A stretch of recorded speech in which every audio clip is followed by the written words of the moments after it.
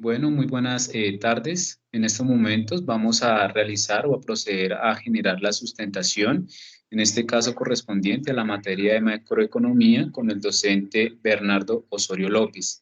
Este grupo está conformado por mi compañera Keila Mejía Rodríguez y por quien les habla Miguel Ángel Salcedo, estudiantes de quinto semestre de Relaciones Internacionales y Estudios Políticos.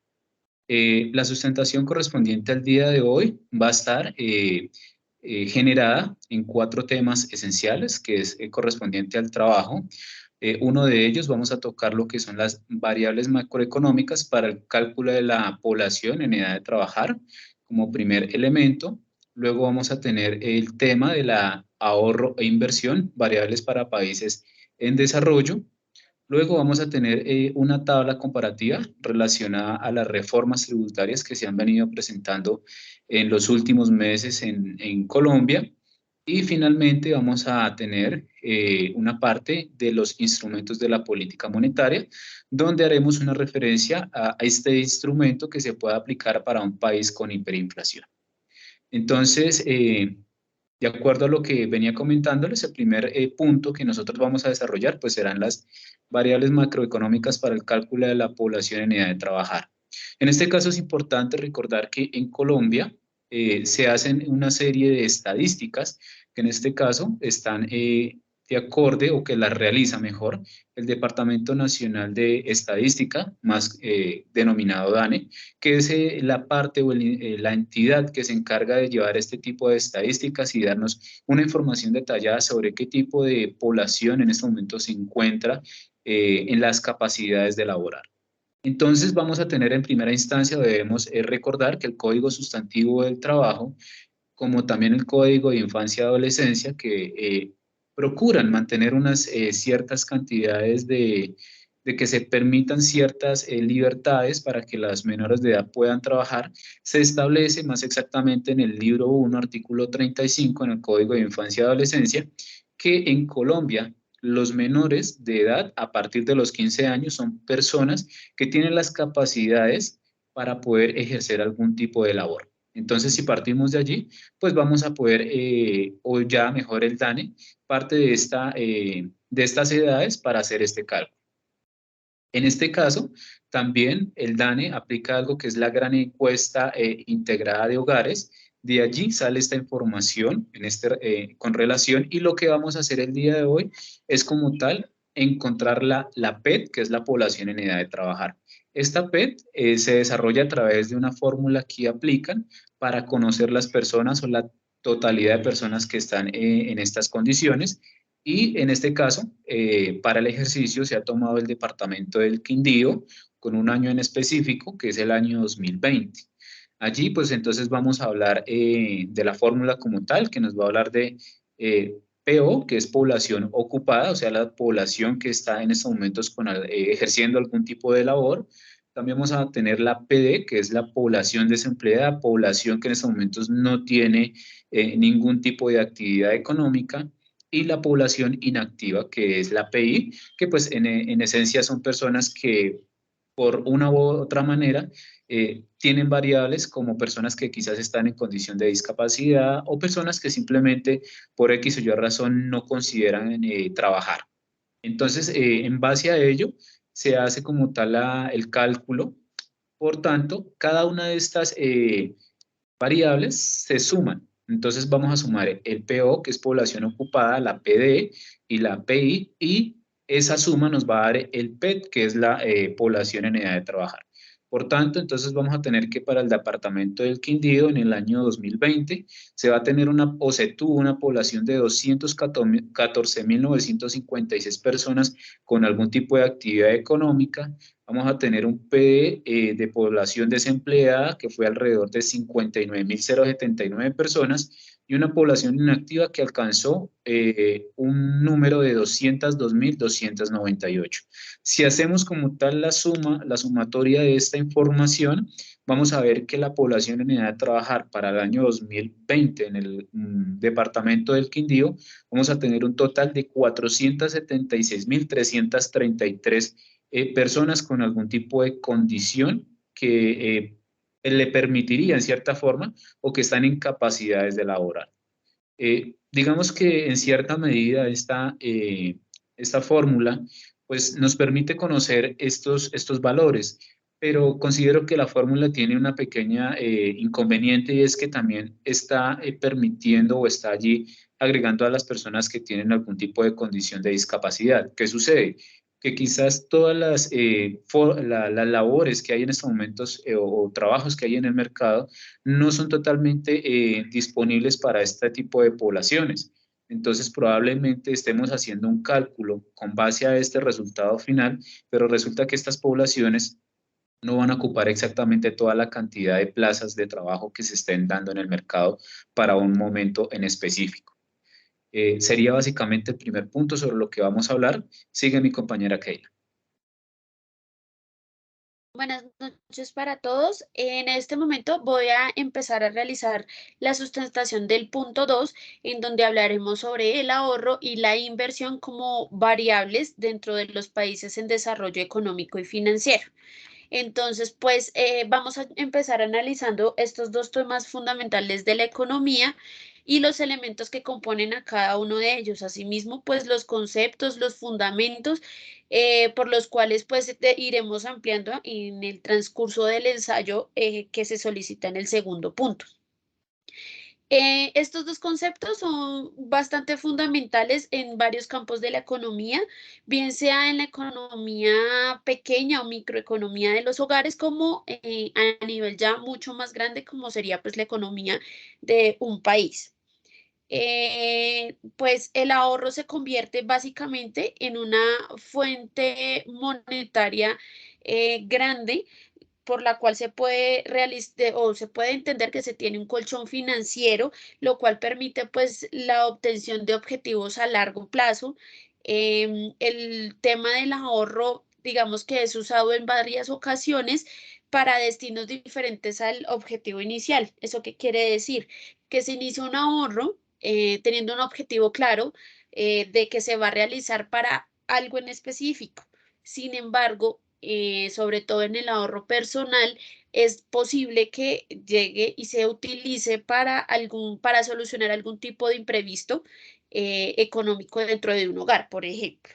Entonces, pues dentro del ahorro, como ya lo habíamos mencionado, hay dos tipos, está el personal y el colectivo. El personal, pues digamos que es el más usado y es el que más desarrollo tiene. Sin embargo, pues el colectivo es usado más que nada para ya lo que es ahorro a gran escala o público como el de los países o el de los gobiernos, básicamente. Digamos que para tener una consecución de un ahorro efectivo se deben contemplar tanto los beneficios como pues las cosas no tan buenas del ahorro y los elementos que conforman el ahorro. Entonces, pues digamos que para autores como Burguilio, el ahorro es la toma de una porción de rentas y ganancias. Es decir, lo que ganamos, tomamos una porción y empezamos a guardarla en modo de ahorro. Digamos que el ahorro básicamente es la obtención de una protección en caso de situaciones futuras, bien sea a largo o a corto plazo.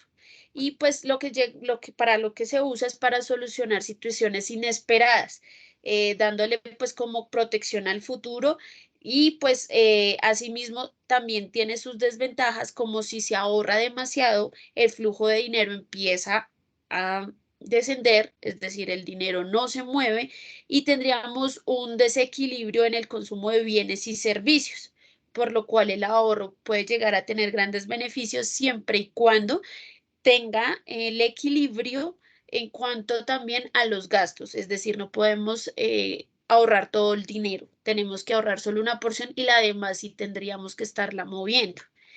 En el caso del ahorro, hay dos formas de hacer el ahorro. El primero es el público y el segundo es el privado. Pues siendo el privado el que se usa de forma individual, de forma personal y es para un objetivo en específico en la final, pues en la mayoría de los casos. Sin embargo, el público sí es el que se puede utilizar, digamos, en planes de gobierno. El ahorro público se encuentra para la resolución de planteamientos iniciales. Entonces, básicamente, en un plan de gobierno, el gobierno que se encuentre activo realiza pues toda una proyección de cómo poder ahorrar los ingresos que van entrando al país, bien sean de impuestos y demás, y se van repartiendo en diferentes, digamos, trabajos, por ejemplo, para la salud, para la educación, para riesgos de emergencias y demás. Así es más o menos el ahorro público. Asimismo, pues digamos, dentro del ahorro público hay un ejemplo claro de que también sirve para la mitigación de emergencias. Dentro del gobierno nacional tenemos una entidad, el FOME, Fondo de Mitigación de Emergencias, en donde el gobierno nacional crea un plan en donde se obtiene una reserva de dinero y se usa en caso de una emergencia natural, en donde sea necesario el apoyo del gobierno para la población vulnerable o la población que esté pues en este momento de emergencia sufriendo algún tipo de calamidad. El ejemplo más claro y más cercano que podemos ver fue el 2020, en donde la Organización Mundial de la Salud declaró pues la pandemia por el COVID-19 y se empezaron a crear planes de gobierno para poder tener a las personas aisladas, para que no salgan a trabajar o en caso de que se enfermaran, pues poder pagar incapacidades, medicamentos y salud. Las medidas que se toman en este tipo de situaciones de riesgo ayudan además o benefician además al gobierno a darle una confianza a la población, dando a entender que el gobierno tiene una capacidad de maniobra y que está a favor pues de su población. Además de eso, pues el gobierno, gracias a estos planes de ahorro, eh, crea entes encargados para que puedan permitir el flujo de dinero y así dejar de que el dinero esté centralizado y pueda cubrir un mayor territorio y una mayor cantidad de necesidades. Pues dentro de los elementos que componen el ahorro, lo que se configura en tal medida o en gran medida es la rentabilidad. Lo que muchas veces no se da si el ahorro o ese dinero se queda quieto. Entonces, para que dé rentabilidad, entra ya el segundo concepto que entramos a investigar, que es la inversión, donde la inversión, el ahorro no tiene ningún tipo de riesgo, sin embargo, la inversión sí tiene algún tipo de riesgo en caso de que haya algún tipo de pérdida. Desde resaltar que si el ahorro no se invierte, pues el dinero se queda estancado, no genera ganancias y asimismo, pues a medida que se va utilizando ese dinero, se va quedando como desocupada la bolsita de ahorro y ya no podría pues ser de ayuda en algún otro momento de necesidad. El ahorro pues influye en el desarrollo de un país y puede decirse que es un tema bastante vital ligado a que pues el país mantenga una constancia de ahorro y busque medidas de inversión para el crecimiento económico del territorio. La parte de la inversión tiene una relación muy cercana con el ahorro, se complementan y permiten pues mantener una economía estable y equilibrada. Para la inversión aplican medidas que permiten saber cómo se puede comportar y cómo se puede obtener el dinero y para ello pues hay también que realizar un análisis del tipo de riesgo que se va dando, la capacidad de inversión que puede tener el país y la capacidad también mismo de ahorro, hasta qué punto los riesgos pueden ser ya incontrolables o pueden ser bajos y es posible realizar el tipo de inversión sin importar el riesgo si es pues bajo, digámoslo de alguna manera. La inversión es la forma más eficaz para que el país entre en desarrollo, ya que de nada sirve ahorrar y tener pues en los bancos centrales el dinero o el oro quieto si no se hacen inversiones para que vayan aumentando por intereses o pues por tipos de ganancias el dinero para que asimismo se pueda usar en otro tipo de temas que sean de gran importancia para la población. Entonces, sin inversión, pues el país no llegaría a un punto de equilibrio ni de desarrollo, ni aumentaría pues sus ganancias. Em, los mecanismos, lo que debemos hacer, sobre todo en países como Colombia, es se deben crear es mecanismos pues de educación financiera, ya que países como el nuestro no tiene pues la idea de ahorro en su mentalidad y por ende es por eso que siempre habrá población pobre, población vulnerable. Entonces, lo que el gobierno debe realizar de carácter pues urgente en medio de nuestro análisis es todo lo que se pueda educación financiera encaminado siempre a que se ahorre una parte de los ingresos y asimismo pues haya una inversión. Gracias a los ahorros pues que se tienen de forma de en momento adulto podemos ver como el sistema pensional, por ejemplo, es un tipo de ahorro, pero que no es solamente el ahorro del contribuyente, sino adicional el ahorro del Estado. Entonces, si alguno de los dos falla, pues digamos que va a llegar el momento en que todo el tema pensional pues se caiga y no haya forma de tener una jubilación digna. Entonces, pues digamos que necesitamos, siendo un país en desarrollo y con una banca tan amplia, pues darle como muy fuerte al tema de la educación para pues la población. Bueno, el siguiente punto dentro de la dinámica que venimos adelantando, ahora viene como tal la comparación o un cuadro comparativo, en este momento relacionados al exministro Carrasquilla y el actual ministro Juan Manuel Restrepo. En este caso, en este cuadro comparativo, se da una comparación de cada una de las reformas que las dos personas o de los 12 ministros han presentado. Entonces, digamos que uno de los primeros puntos allí que se viene adelantando o una de las diferencias que se pueden dar allí al momento de revisar estas reformas tributarias es que en el caso de Carrasquilla decía como tal que se aplicaría el programa de ingresos solidario, el cual quedaría como un programa establecido. Y ya pues con el ministro Restrepo, pues ya se habla también de un ingreso solidario, pero pues que este va a estar condicionado. O sea, no se habla de que va a estar allí permanente, sino que van a haber una serie de condiciones que va a haber unos años hasta el cual estaría aplicado, dado que en las situaciones que se visualizan allí se estará hablando de que estará condicionado a la cantidad de recursos que el Estado tenga para dar alcance a dicho beneficio. En este caso, el ingreso solidario ha sido uno de los programas que se ha tratado, que se ha implementado durante este gobierno. Claro que teniendo en cuenta que se ha venido implementando aún con más fuerza, teniendo en cuenta todo el tema del COVID-19, de la pandemia que pues ha afectado a muchos países, inclusive el nuestro. Entonces esto se logra dar como el lazo para mitigar todas estas afectaciones que se han venido presentando en nuestro entorno. Luego vamos a tener una segunda, como tal, la promoción del empleo, otra de las características que tienen las reformas. En este caso, la de Carrasquilla habla sobre una promoción al empleo, pero que condiciona a las poblaciones al ingreso del mismo. Me explico.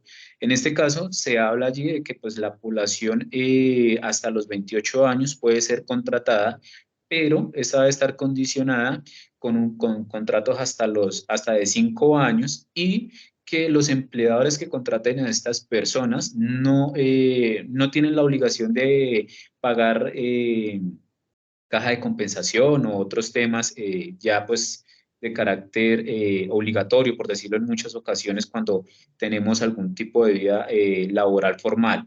Mientras que pues en la de Restrepo ya se habla también, se condiciona también el tema de la edad, desde los 18 hasta los 28 años, pero la restricción en tema de que pues se puede o de que tenga que tener 5 años de un contrato, pues ya no se habla allí. Entonces se sigue manteniendo la regla de edad, pero el condicionamiento ya cambia.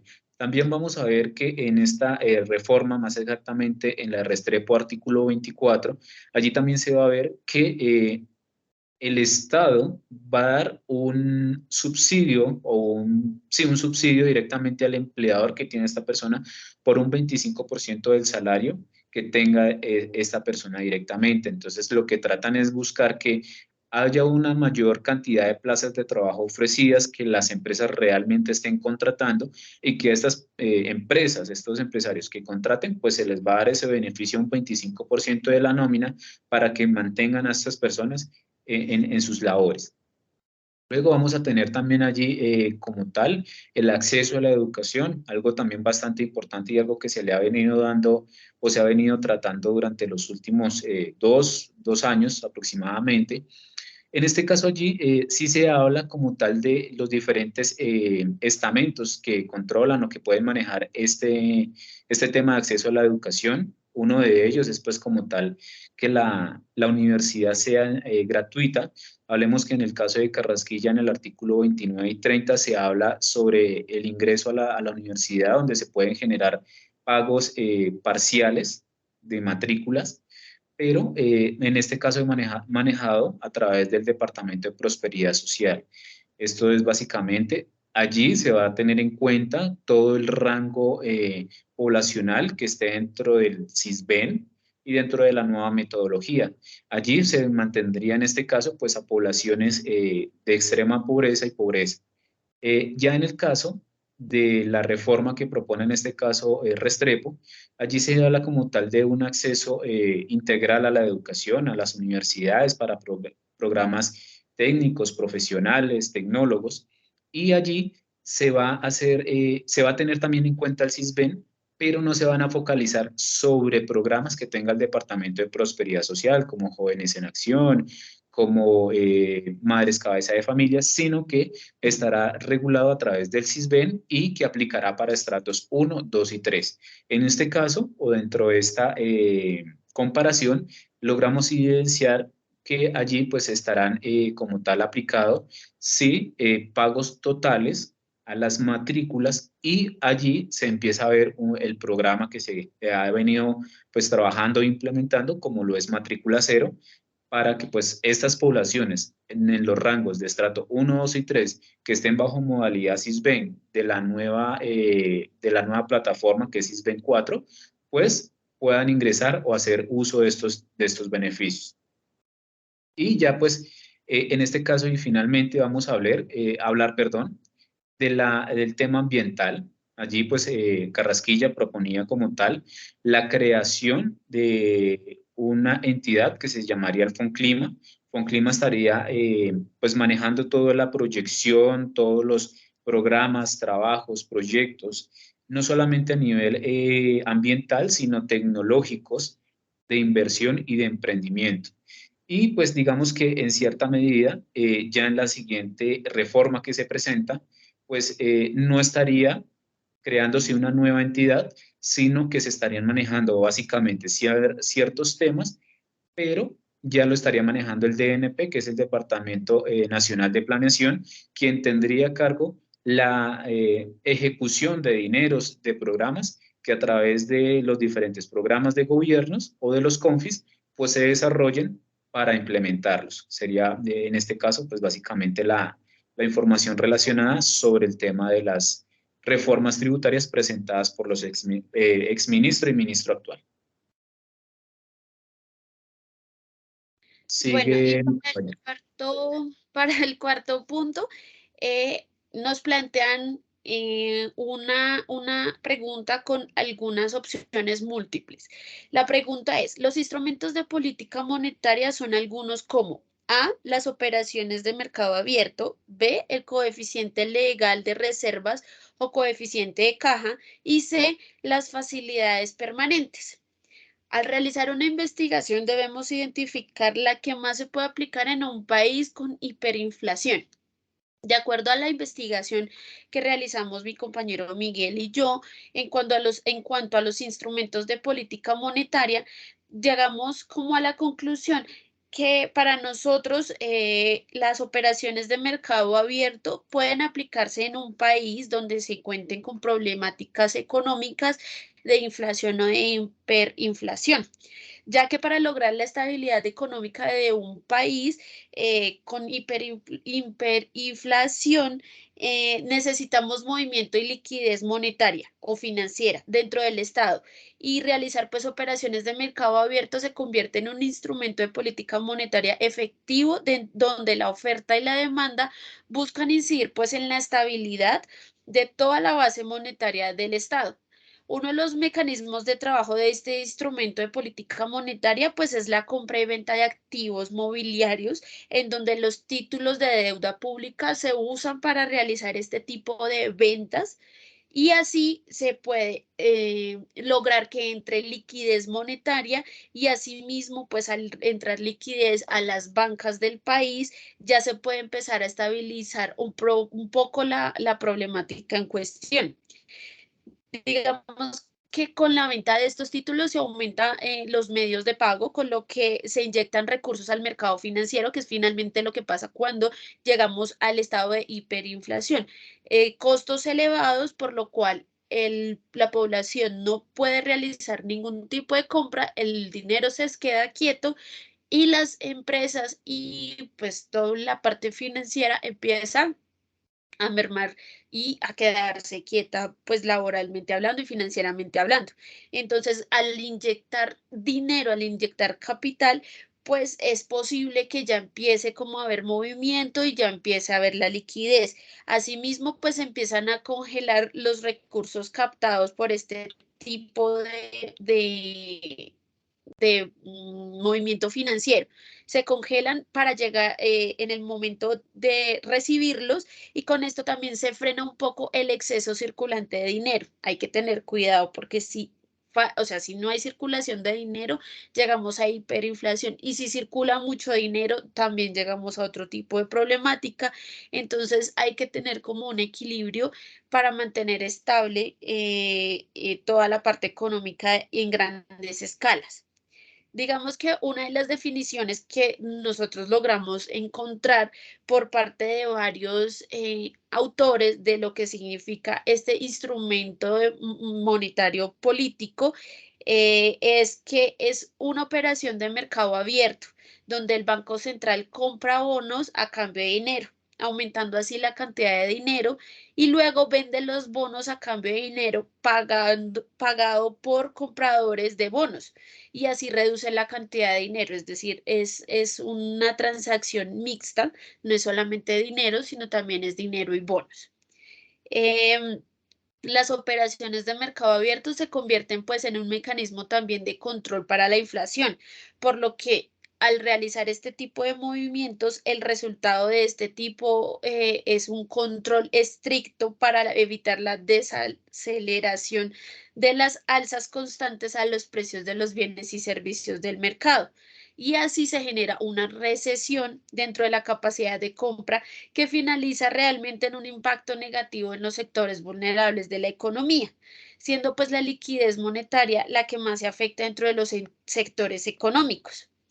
Este tipo pues de instrumento de política monetaria también pues tiene algunas características de control, en las cuales la primera se basa en decisiones voluntarias de los agentes económicos. La segunda es que se realizan a través de títulos respectivos de deuda pública, y la tercera es que poseen gran flexibilidad. La autoridad monetaria puede actuar de forma inmediata sobre la liquidez de la economía mediante el uso de operaciones de mercado abierto. Bueno, con esta información y de acuerdo pues a lo que hemos venido realizando, acoto o hago una aclaración. También dentro de las reformas tributarias, una de las situaciones que nos faltó por plantear es el tema de la aplicación de, en este caso, de peajes dentro de las ciudades, que fue uno de los temas bastante controvertidos dentro de la reforma tributaria lanzada en este caso por el exministro Carrasquilla, y pues que no logró en cierta medida pues su hecho.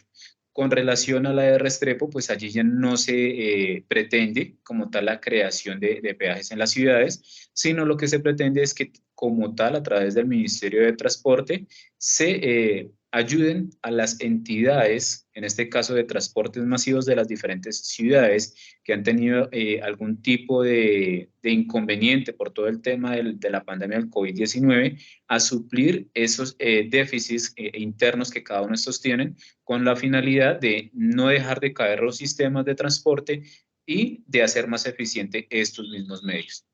Es básicamente pues la información. Finalmente tenemos como tal las referencias de cada uno de los lugares que hemos consultado para poder tener hoy el día de hoy mejor esta sustentación. Agradecemos a todos ustedes por habernos escuchado.